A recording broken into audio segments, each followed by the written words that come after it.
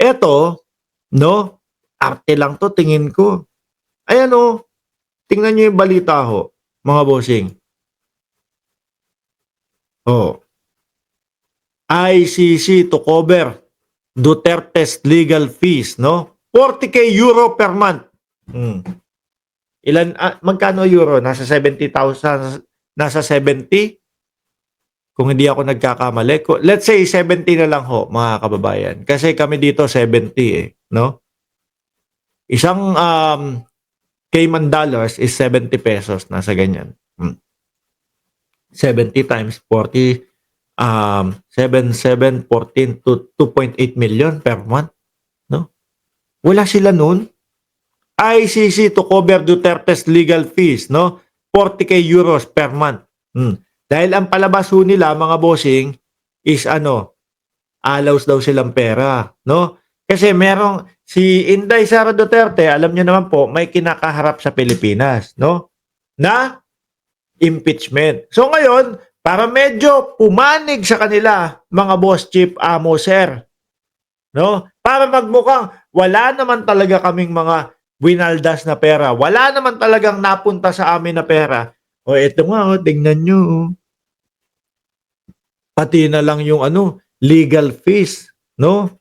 Siguro yung ang legal fees po, mga kababayan, unang-una, panigurado ko, nandiyan yung acceptance fee, no?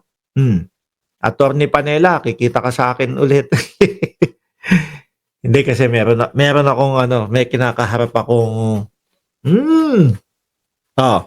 acceptance fee, no? Tapos yung pagsipot-sipot ng kanilang abogado. Lahat-lahat 'yan, 'di ba? Imposible naman kayong walang panggastos doon. Hindi naman kami maniniwala doon. Sabi ni Emil Ramos, wag kami, no, DDS na lang na 300 supporters ninyo. May mansion nga si Pulong di ba? Sabi ni Jemmy Boy Bahe. Napanood ko din 'yon. 'Di ba? Sabi ni Ginger Cat. Boss Mark, ano yung kinakaharap mo? Hindi, may kakasuhan tayo. Ayan. No? Akala makakatakbo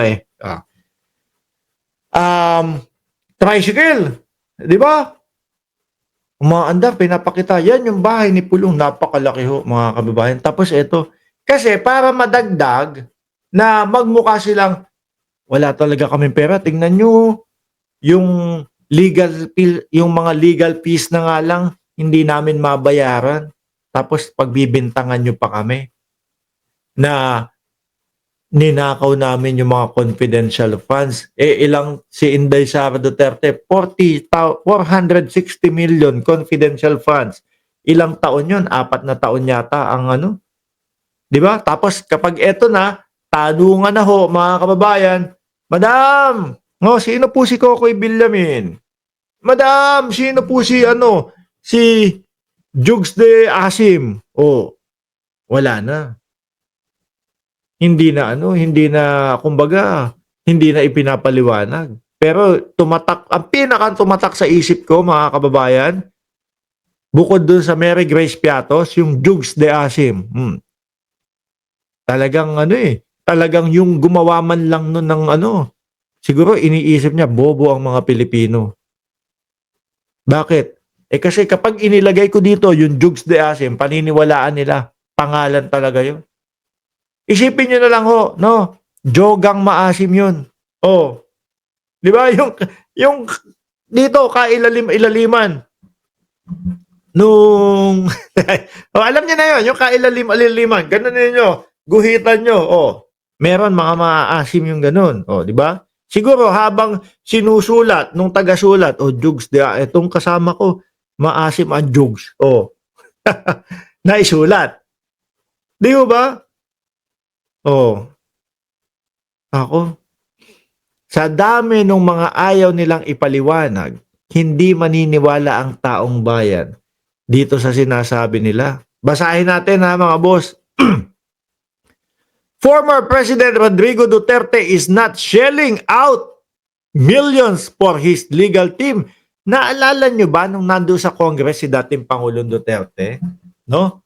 Meron po kaming mga pera. Sabi, sa tinagal-tagal ko pong nagserbisyo at merong mga negosyo ang aking asawa, Sa tingin niyo hindi namin kaya na mag-accumulate ng 5 million, 5 billion?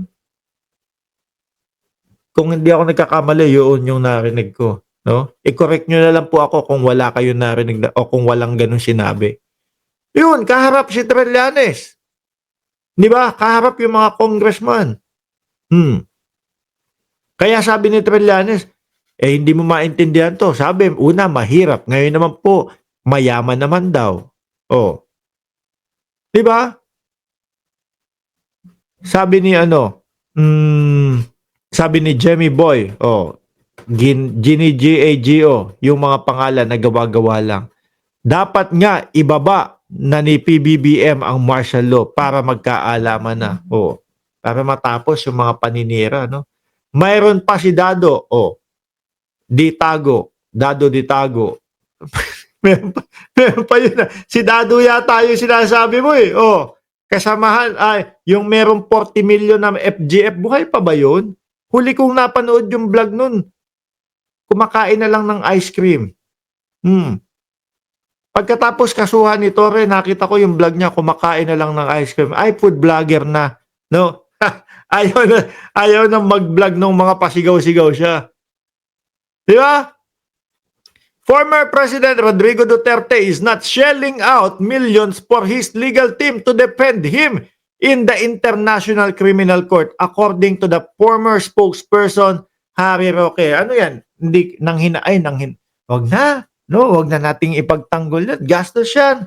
Magkano?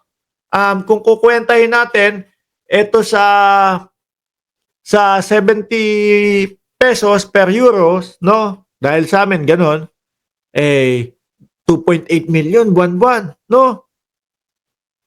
Malapit na din ang dating Pangulong Duterte. Biruin mo, yung hearing niya, 8 taon, aabot.